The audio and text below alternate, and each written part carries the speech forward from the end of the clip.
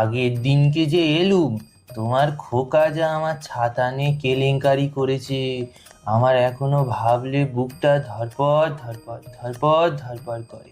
আমার কত সুন্দর কেশি পলের ছাতা। সেদিন তো প্রায় কেশ খাইয়ে দিচ্ছিলে, কি কষ্ট করে যে বেঁচেছি আমি। আর আজকে আজকে কোনো ভয় নেই, কেউ বাড়ি নেই, শুধু পাগলিটা আছে, ওকে আমি ঠিক ম্যানেজ করে নেবো। এ বাবা, তুমি এখন কি হয়েছে? মা, ওই লোকটা কে মা? এটা এটা এটা তোমার শ্বশুর মশাই।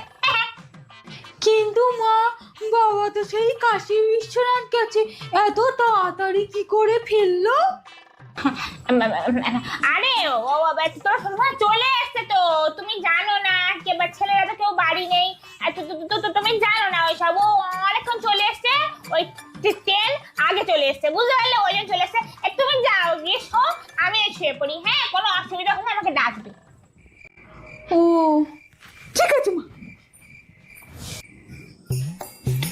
এই দেখো, জানো বাবা বাড়ি চলে এসছে। ফালতু বকছো কেন? গিয়ে ঘুমাতে পারছো না? আরে আমি মিথ্যে কথা বলছি না গো। আবার সেই বক বক করে। যাও না, ঘরে যাও না, এমনিই মাথাটা ধরেছে।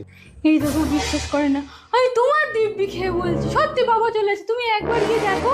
এই পাগলিটা একে আমার এসে ঘাড়ে জুটেছে, তার উপরে এই দিব্যি ফিবি দিয়ে আমায় মারবে। ঠিক আছে, চলো দেখি ঘুরে আসি।